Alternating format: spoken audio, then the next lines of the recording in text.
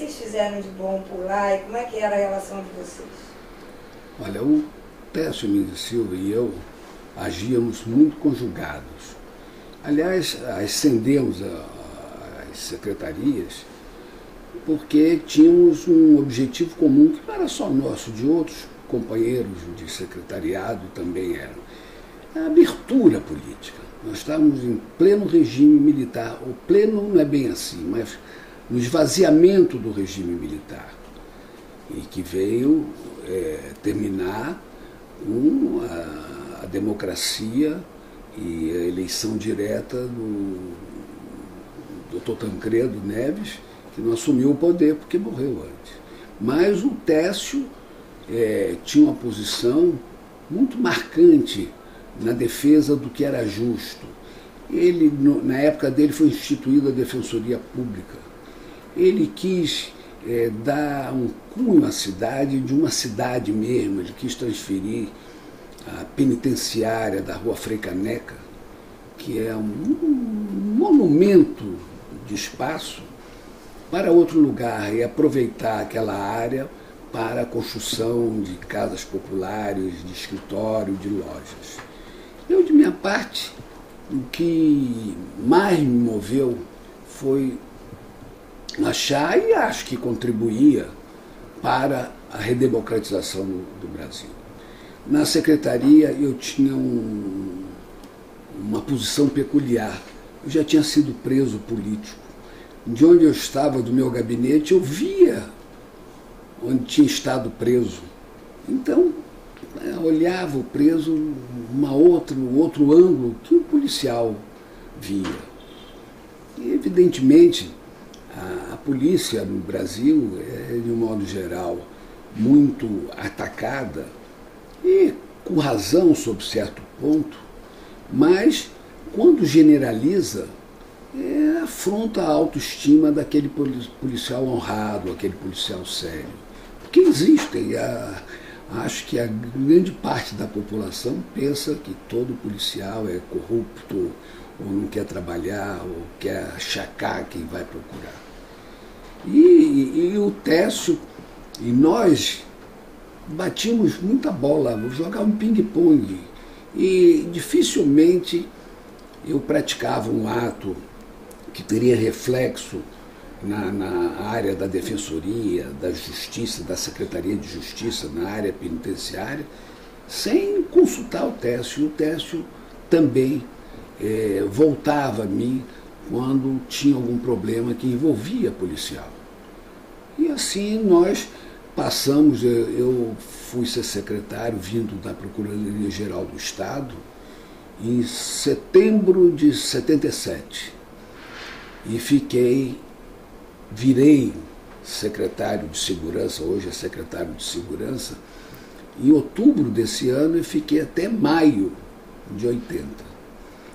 Agora, é uma relação. Hein? Não pense que a coisa, pensa que é poder, não é não. Eu saía de lá de madrugada, entrava de madrugada, fazia uma coisa que os delegados não gostavam, que era telefonar às 8 horas da manhã para eles estarem na secretaria. Quer dizer, toda uma experiência, porque eu não tinha nenhuma vivência como na área policial ou na área criminal. Eu só fui advogado na área criminal na época dos crimes políticos, dos impropriamente chamados crimes políticos, quando ia para o Tribunal Militar defender subversivos. Subversivos entre aspas, porque a maioria deles queria a volta à democracia do país. Então é isso que eu tenho que contar. Agora, Técio, ele insistiu com a vida pública, eu também insisti. Peraí, só eu vou fazer uma pergunta aí no meio. Fecha mais, pode cortar e fechar. Elinho, eu, na época, que tinha alguma coisa, tem uma razão interna para uma pessoa aceitar uma pedreira dessa, porque não pode ser. Diz o Técio que vocês meio que apanharam muito de todos os lados, que tinha uma pressão. De um lado era o PT chiando, do outro lado a esquerda. Eu não peguei o PT chiando. o Tonoli, então, pegou mais ainda, porque era um governo do Moreira Franco, então ainda tinha essa coisa. O que que fez, né? O que que faz? Qual é o motivo, a razão interna, né, de aceitar um cargo desse, um advogado? Um advogado bem sucedido, que é o caso de tanto do seu quanto da. Quero que você fale de você. Tá? Olha, a gente chega a esse ponto por uma tendência, uma vocação para a coisa pública. É vocação mesmo, porque eu gosto da administração pública, mas sou um fracasso como político. O político é um exercente da paciência. O político tem que balançar a cabeça. O político eleitoral. E eu não tinha nenhuma inclinação para esse lado. E quando aceitei o convite do governador Moreira Franco, eu era procurador-geral do Estado, que era meu cargo efetivo, que eu tinha ingressado na procuradoria mediante concurso público, eu tive uma resistência em casa enorme. Você não faz ideia. Quando eu cheguei em casa, e que minha mulher perguntou, você não aceitou, não é? Eu digo, eu aceitei. Ela deflagrou num choro, mas horrível mesmo. E também durante uma semana, no primeiro dia do meu exercício, apareceram corpos na Baixada, corpos de pessoas que foram mortas, com uma faixa Viva Saboia. E eu não acho que aquilo vinha da parte de criminosos, não. Eu tinha uma rejeição inicial dentro da polícia muito grande. Eu não era nem advogado criminalista, nem policial, não tinha nenhuma relação. Eu só conhecia um delegado, e um delegado ruim. Ruim. E tem uma coisa, minhas fontes de informação eram os advogados criminalistas, os juízes, os promotores, os defensores públicos. Então eu não tinha fonte de informação interna e me dava condições de olhar nos olhos de cada delegado, de cada policial, fixamente. Não tinha nada a esconder, nunca precisei de ir a cartório, escrivão, essas coisas que integram a advocacia penal. Integram. Não adianta dizer que não, mas tem que ter um relacionamento bom com a estrutura das delegacias. Não tinha nada disso. E custei muito aceitar o cargo. A primeira vez que o governador Moreira Franco me convidou, eu reagi muito energicamente, então, inclusive ameacei de deixar a Procuradoria-Geral do Estado. Mas depois, ele é muito hábil nisso, ele contorna e tinha despachos semanais. E meu antecessor foi muito infeliz. Eu não sei se devo falar isso ou não, mas não se lembra, não lembro que era meu assessor. Ele passou a ser conhecido como Inspetor Clouseau. Ninguém pode ser chefe de polícia com esse rótulo do Inspetor Clouseau. Não sei se você lembra quem era o Inspetor Clouseau. Era um personagem de cinema incrivelmente engraçado. Era o Inspetor Clouseau. Ele fazia... E o meu antecessor estava sendo conhecido assim. Quem pode exercer uma secretaria com uma responsabilidade como é de polícia com esse encargo nas costas?